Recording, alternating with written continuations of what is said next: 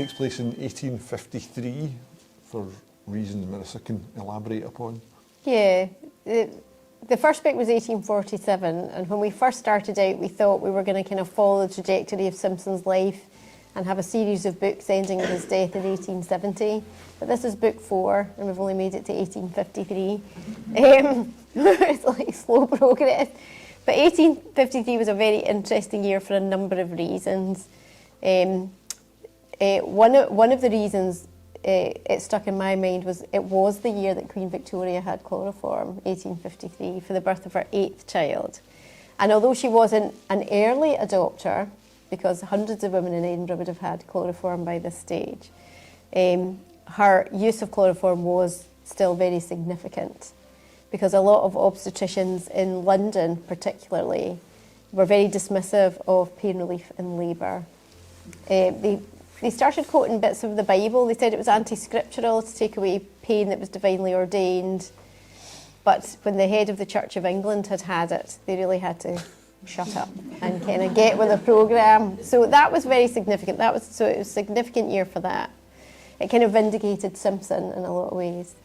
But it was also very interesting because there was a resurgence in interest in mesmerism, which was really the precursor to medical hypnosis. There was lots of interesting work going on.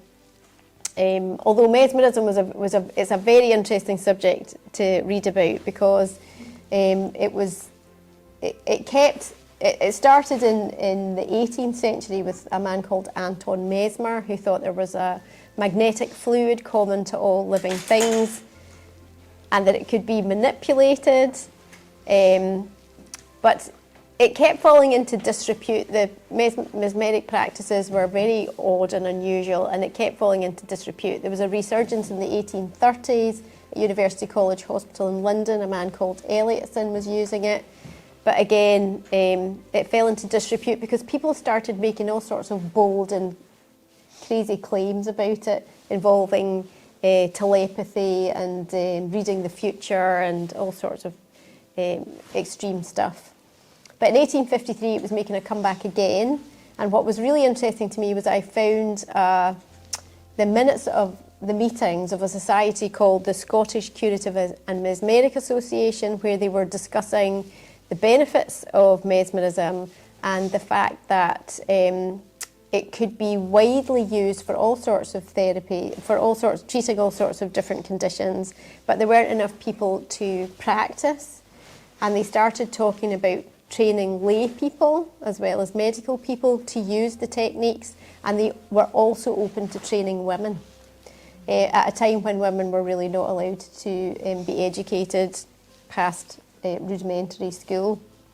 So we thought our character Sarah, who's very interested in medicine as a career, but it's closed to her, we thought she would be very interested in studying mesmerism. But it was also kind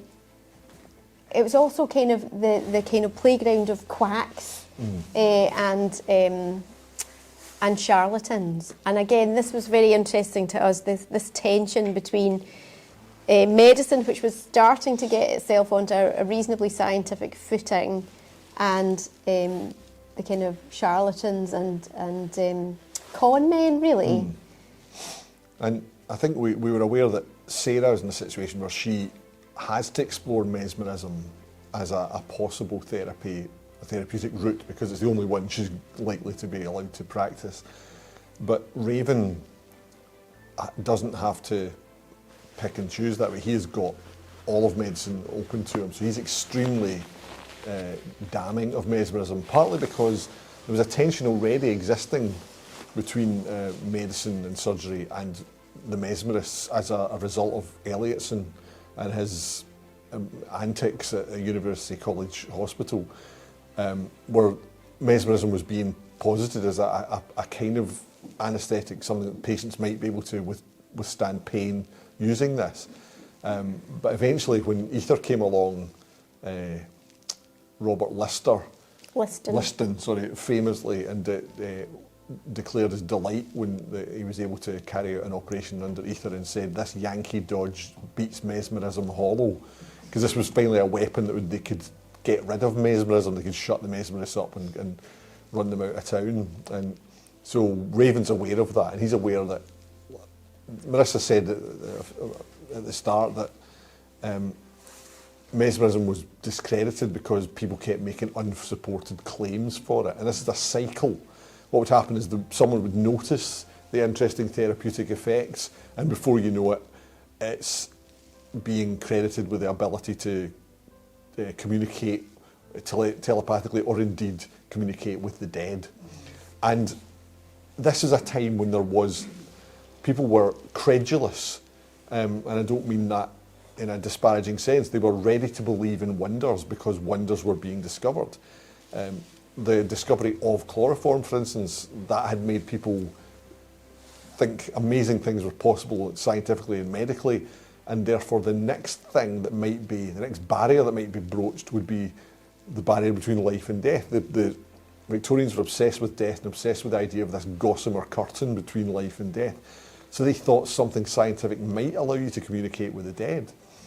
And that's one of the claims that started to get made for not specifically for mesmerism, but it meant that the public were ripe to be fooled and also ripe to start believing in certain things. And round about this time, spiritualism appeared in the UK, imported from America, when the Fox sisters appeared in the UK and did a tour. And they're the young women from whom we get the phrase knock once for yes, knock twice for no, because they claim to be in contact with a spirit called Mr. Splitfoot. And they were just teenage girls and they were just at it. And they called him Mr. Splitfoot almost as a joke to pretty much give away what was going on, which was he would answer questions by binary, basically. Knock once for yes, knock twice for no. This knocking sound would happen, which was the spirit. And the knocking sound came from these two young women cracking the bones of their feet against the floorboards. But they inadvertently started a religion, which is still going to this day. And it was a bit of a rising balloon. You know, once it went too high, they didn't know how to get off. And one of them eventually did say, "Look, we were just cracking the bones of our feet. We made it all up."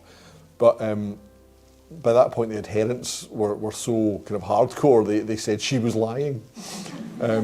So they came to the UK. Spiritualism started to take off, and there was people like the Davenport brothers who were basically just magicians, but claiming that they weren't magicians, claiming that spirits were doing things.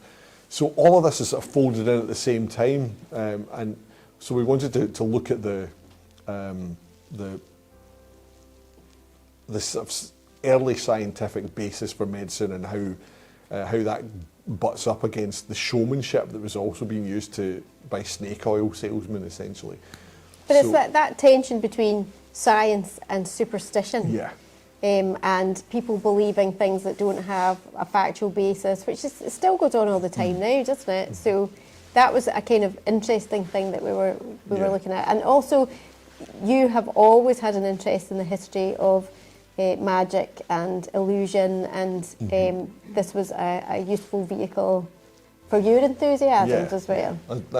Marissa put it more delicately than she once did. She once said, "Yeah, Chris was useful for once with this book," because normally she does all the research and I just tag along. But on this occasion, it was an area that I already knew a lot about. I'd read a lot about the sort of Victorian magicians and not just the magicians, but the Victorian charlatans that.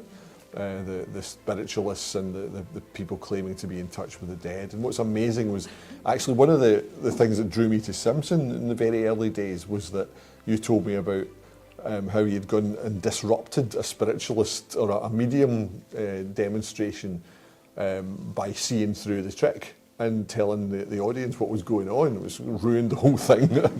And he wasn't actually that popular because No. he ruined an evening's entertainment. And amazingly, we do depict that in Voices of the Dead, but amazingly, the same technique is still being used today. So even though it's been debunked a million times, people still turn up because they want to believe, which is the most powerful force that they're butting up against. And also, I think in this book, Voices of the Dead is one of my favourite characters that we've come up with, who is claiming to be a psychic at the beginning of the book, Dickie Kimball. Yeah. He's just really one of your greatest inventions. He was great fun to write about. Yeah. You can't really say too much about it because it's No. a very spoiler-sensitive book, because it's a book about illusions, and therefore nothing in the book we can't tell you what might turn out to be real or not. So that makes it very twisty-turny.